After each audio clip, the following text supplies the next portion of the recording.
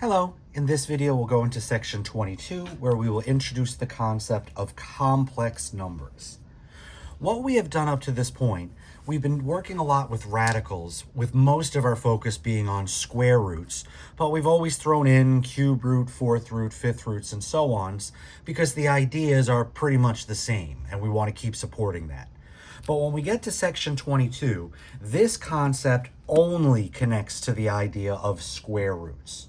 Because what we do in the beginning, we start off with the definition of the imaginary number that we call I.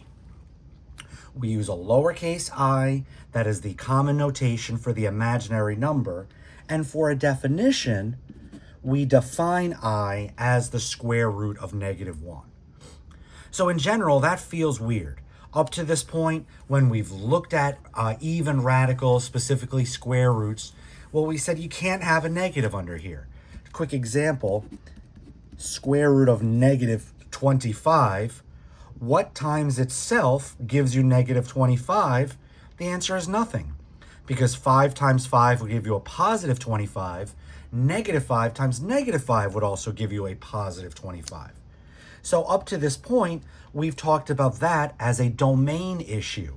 We'd said that can't happen, and we're still going to think of that for our regular domain problems, but now we've got a way to push that further, that we are defining I as the square root of -1, and then once we have that as our basic definition, we can start looking at some extra powers of I.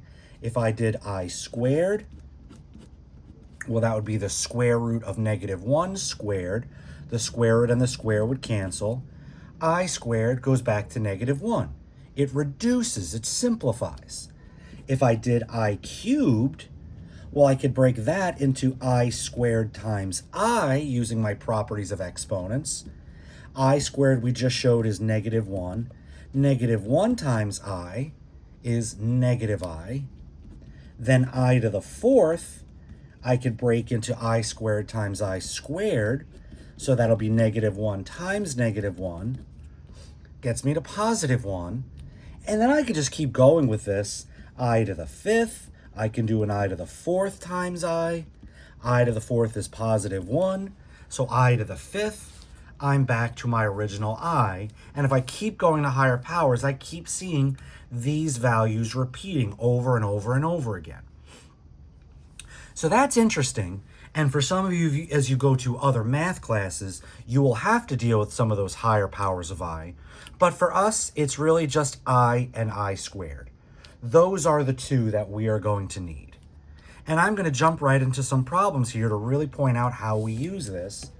We are going to evaluate/simplify, and for problem number 1, let's start off with the square root of -16. Now, what happens is we're still using those old properties that when we did something like the square root of 32, we try and find the perfect squares inside 32. We realize 16 is a perfect square. I could break 32 into 16 times 2, and then I could take the square root of each part. The square root of 16 is a clean 4. 2 is not a perfect square, so that gets left behind in the radical. I'm going to do almost the exact same thing here. What am I going to do with that negative? Well, I'm going to treat the negative as a -1. And then as I look at those two pieces, -16 is -1 times 16. I can take the radical, the square root of each piece separately. Here I get I, here I get 4, and I times 4 we more traditionally would write as 4i.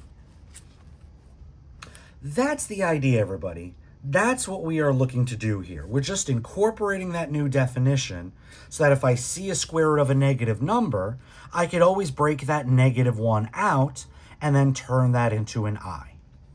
Now, some people, once they see that, do I have to do all these in-between steps? Some people are comfortable enough to just say, hey, the negative gives me the I, and the square root of 16 is a 4, and they could just jump right to here. Similar in number 2. the square root of negative 81, for some people it just jumps out. The negative under the square root gives me an I, and then the square root of 81, 81 is a perfect square, so I get 9I. Some people are perfectly comfortable doing that, but others go slow with it. There's no shame in that. Minus 1 times 81, which is minus 1 times 9 squared. The square root of minus 1 times the square root of 9 squared. There's my I. The square root of 9 squared is 9. There is my 9I. Just one quick note while we're here, everybody. The square root of 81 is 9, and we're done. For some reason, in this problem and a little bit here, I picked these two in particular because after you take the square root, these are still perfect squares. And for some reason, some students, they want to take this further. They do another square root, and they get a 3i here. They do another square root. The square root of 4 is 2, so they get a 2i. Folks, there's no extra square root. We already did the square root. The notation is now gone, so there's nothing more to do here. That is your answer for number 1. That is your answer for number 2.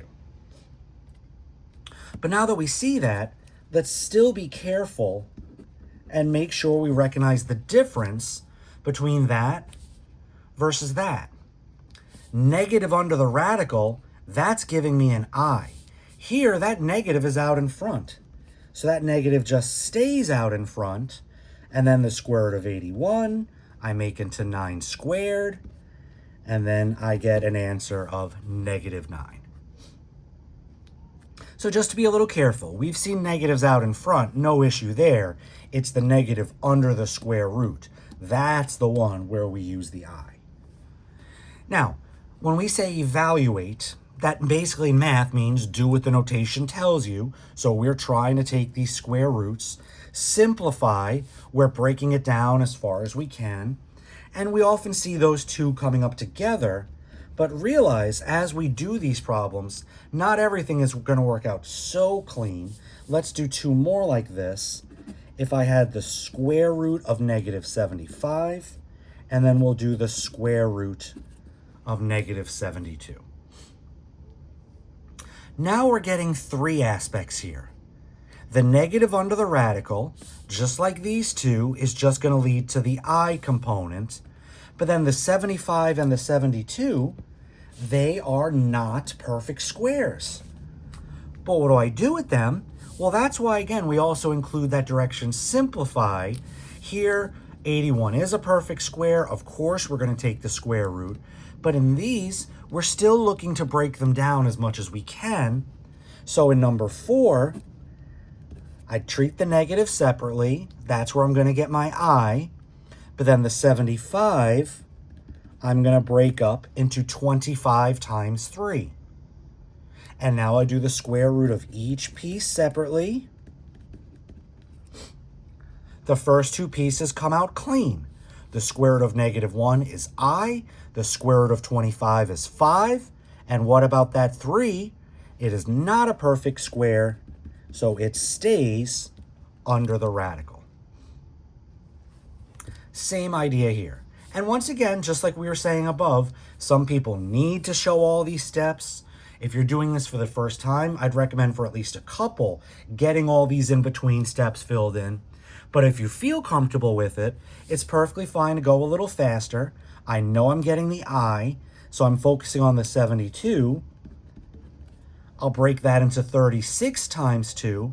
Again, 8 times 9 would also work.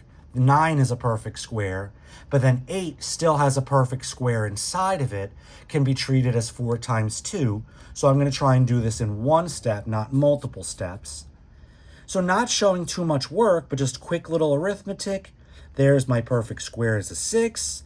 The square root of the negative gives me the I, and that 2 stays under the radical.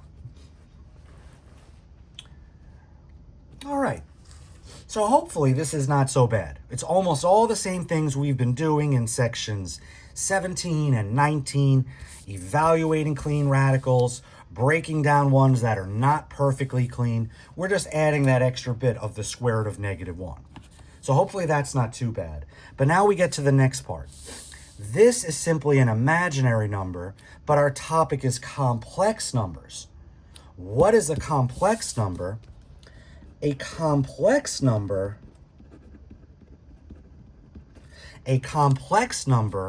has two components. It is a number of the form a plus bi, where a is considered the real component, the real number component, and then we've got this other piece attached to I. B connects to the imaginary component. So that's the form of a complex number. It has two pieces, one piece a normal real number, and the other piece attached to the I that contains the imaginary part.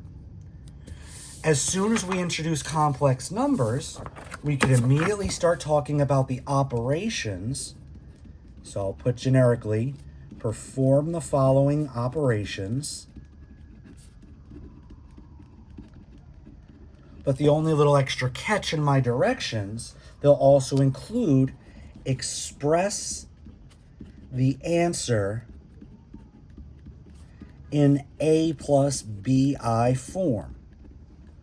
The whole key here is that if we have two complex numbers, if you add them, if you subtract them, if you multiply, if you divide them, you will still end up with a complex number. So we just want to make sure we're maintaining that form. Now, if you've been, I want to say quickly, this is a very independent section, but this is also where if you've really been keeping up with the class, there's so many natural instincts that kick in here. So number one, not even giving you any directions yet, just jumping into our first problem. What if I wanted to add 7 plus 5i, there's a complex number, a real and imaginary component together, a plus bi. I want to take that number and I want to add it to 11 plus 4i. I'm using the parentheses here just to clearly mark off complex number 1 and complex number 2. And this is where some people get so hung up with rules that the rules here, they end up talking about add the A piece with the add piece, add the B piece with the B piece. But if we've been developing good math instincts, we'd realize these parentheses are not doing anything. Outside of separating them into two clear, separate complex numbers, there's no extra multiplier in front, there's no exponent up here, so there's nothing that these parentheses need to preserve, so I can drop those parentheses. And once I drop the parentheses, now this problem has just become a problem about like terms. The 7 and the 11 are like terms. The 5i and the 4i are like terms. So just focusing on the like terms, well, 7 plus 11 is 18. 5i plus 4i is 9i. And there is my answer. I'm looking at 18 plus 9i. Let's do another one. Number 2, sticking with addition, let's look at 12 minus I plus negative 7 minus 4i. Still two complex numbers. They still satisfy this a plus bi form. Generically, it's written as a plus bi, but here we've just noticed the a is a negative 7 and that the b is a negative 4. We can incorporate the sign as a part of the value. But overall, big picture, still the same problem. Get rid of these parentheses. They're not doing anything.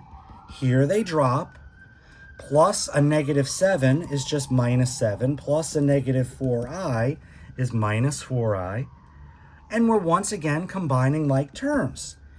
Here, the problem technically said addition, and it did seem like we added everything, but that's more of the coincidence. It's really like terms. And even though this was plus, when I actually look at the like terms, 12 minus 7, I'm actually subtracting to get that 5. And then the I terms, technically there's a coefficient here. I can look at b as -1. So I'm really looking at -1 minus 4, and that would give me a -5 still attached to the I. So hopefully not too bad, right? Just seeing it's just about like terms. Number 3, well, what happens if I switch it to a subtraction problem? What if I have 20 minus 4i minus the quantity 12 minus 10i? Well, now my first set of parentheses, that's not doing anything. That drops, no penalty. 20 minus 4i comes down. But over here, and folks, this is just like we saw with polynomials. That negative needs to be distributed. And once I distribute the negative, that's when I can come down here. I've got a -12 minus a minus. That becomes a plus 10i. And now we're right back on track like we were over here. Like terms, 20 minus 12 is 8. Minus 4i plus 10i will give me a plus 6i. So typically a lot of people see this, and this is not so bad. A lot of good that's what I was saying before. If you have a lot of good habits in math, this completely supports those habits. And the same thing continues as I go to number 4. Now I'm going to look at some multiplication problems. What if I have 5i times 2 minus 3i? And just to quickly point out where we're going with this, number 5, we'll look at 4 minus I times 2 plus 3i. This is the bigger picture, but starting over here. This is technically 2 complex numbers. What about the 5i? Technically, I could write that as 0 plus 5i, so it does technically satisfy that definition. But again, bigger picture, instincts. Number 1, parentheses separated by an addition, parentheses weren't doing anything. Number 3, parentheses separated by a subtraction, we'll just distribute the negative here, this parenthesis drops. Now the parenthesis, it's multiplication. How am I going to multiply this? I'm going to distribute. Come ahead to number 5. Same thing, I'm going to distribute here. I just have to do the extended distribution. I'll do the 4 times everything, and then I'll also do the minus I times everything. So let's come back over here, and let's start over here. Distributing both terms, 5i times 2 is 10i. 5i times minus 3i is minus 15i squared. Now this is where the problem starts to pick up a bit. Because if all we do is multiply, it feels like we've done a good job and we walk away. But unfortunately, our answer is not in the correct form. What are we supposed to do with this to get it into a plus bi form? Well, this is why I made that point about the higher powers of I. And for us, we'll never even have to go up this high, because once we get to an I squared, I'm not going to leave an I squared. I'm going to replace that with a -1. So I'm going to come over here. The 10i is fine. Minus 15. I squared gets replaced with a -1. Minus 15 times -1 is positive 15. And now this last point, just a little bit of a nitpicky point. Technically, they want our answer in a plus bi form. Here we've got the I term in front of the real term. This is fine, everybody, but just to truly satisfy their directions, put it in the same order as the others. Don't leave it as 10i plus 15. Put the 15 in the front, 15 plus 10i. That satisfies the a plus bi form. So that's the extra bit with multiplication. We may have to do a little bit of cleanup afterwards. Our addition, subtraction, pretty straightforward. Just going through combining those like terms. Still doing mostly what our instincts tell us to, but just that last little bit. Don't leave the I squared, and then when you get to here, just to put that in the better form. And now when we come to number 5, we'll see this is the same thing. Distribute the 4. 4 times 2 is 8. 4 times 3i is 12i. Minus I times 2 is minus 2i. Minus I times 3i is minus 3i squared. Two things I have to do here. As soon as I distributed over here, the I squared needed to be cleaned up. But over here, I notice I've got some like terms in the middle, and I need to clean up that I squared at the end. So I'm going to start here. Minus 3, I squared is minus 1. So that becomes a positive 3. 8 plus 3 is 11. And then the I terms, 12i minus 2i, will give me plus 10i. It's very possible, that's why I wanted to show this part first, and that got me right to my a plus bi form. It's very easy to start here and go, okay, I've got a 10i, the 8 is still here, then you work on this, and you end up with 10i plus 8 plus 3 becomes plus 11, and then just like we saw in number 4, good answer here, just swap the order to make it the better answer. All right, so far so good. Let's get to number 6. Number 6, let's look at the quantity 7 minus 5i squared.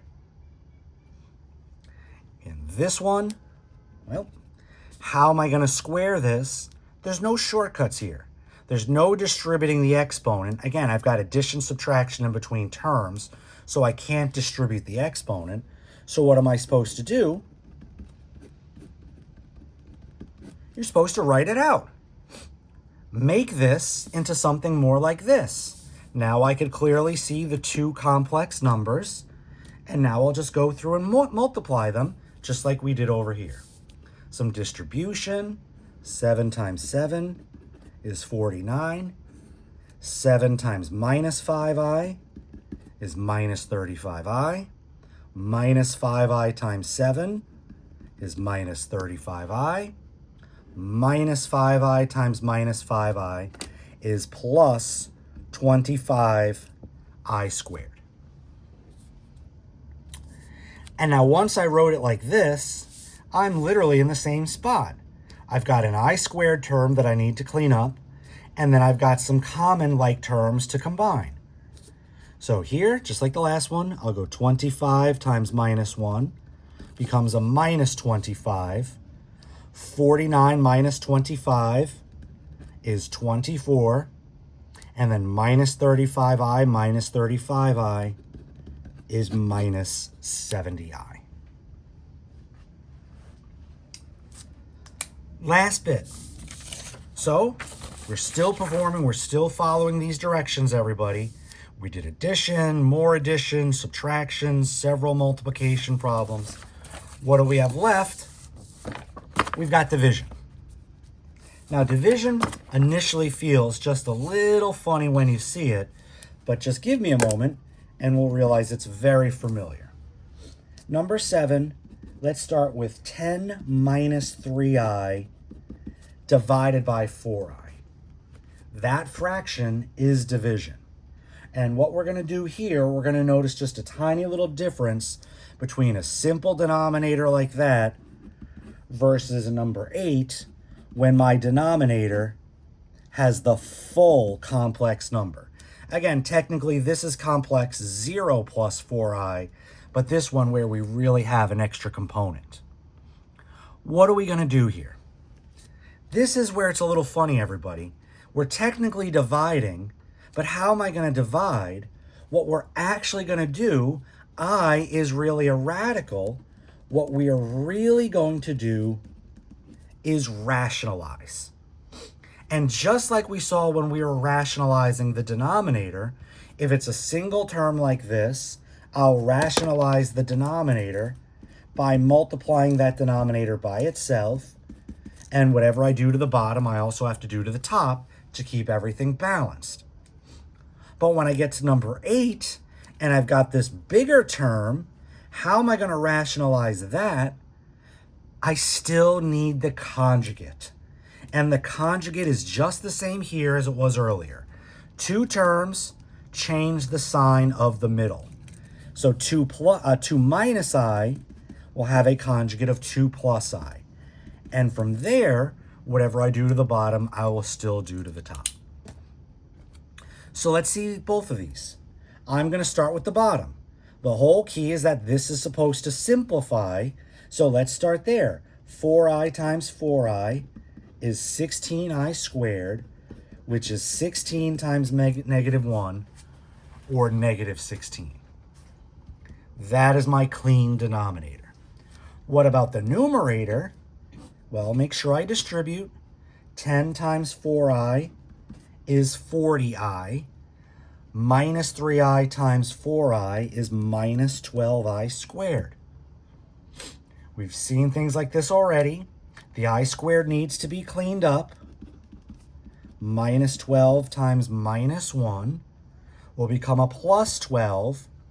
And better habit, getting it in the cleaner order, 12 to the front, the 40i to the back, all over negative 16. I would take that as a final answer. But technically, they also point out again, the a plus bi form. How can I turn this into a perfect a plus bi form like this? Just divide them separately. 12 divided by negative 16 plus 40 divided by negative 16i. They'd love it if you clean up the fractions a little bit, but technically that's what you needed to do. Now I can clearly see a real component and a separate imaginary component. The 12 over 16 can reduce to 3 over 4, just kicking the negative to the front. Again, negative to the front.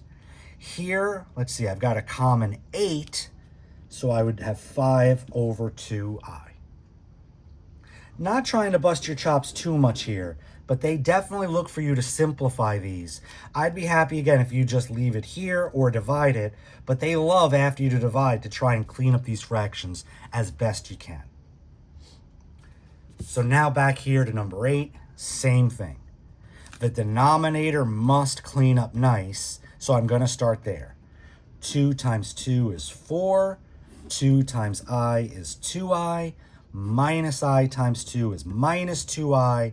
Minus I times I, minus I squared. And just like we saw with our conjugate and rationalizing earlier when we just saw radicals, look at what happened. Middle terms cancel entirely. Just clean this up into minus a minus 1, and we've got 4 plus 1, or 5, left in my denominator. What about the numerator? Well, let me just give myself a little room and come down here. And this is just a good reminder, everybody. You're doing top and bottom. Oftentimes, there's little bits of cleanup in both. Maybe you want to do them both separately and then bring your answers together. That's your choice, and that's what I'm doing here. So I worked on my bottom. That's done. My denominator will be over 5. But then here, distributing, 4 times 2 is 8. 4 times I is 4i. 6i times 2 is 12i. 6i times I, 6i squared.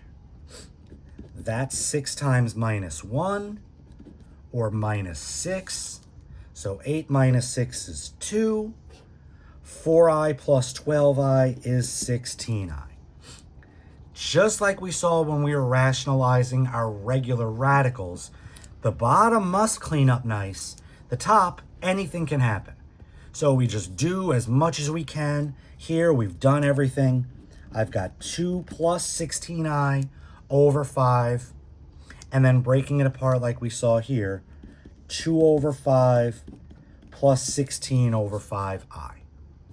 And unlike here the 12 over the 16, the 40 over the 16, there were some common factors we could cancel to keep simplifying. Here, that's it. 2 over 5, 16 over 5, nothing simplifying. That's as good as that is going to be.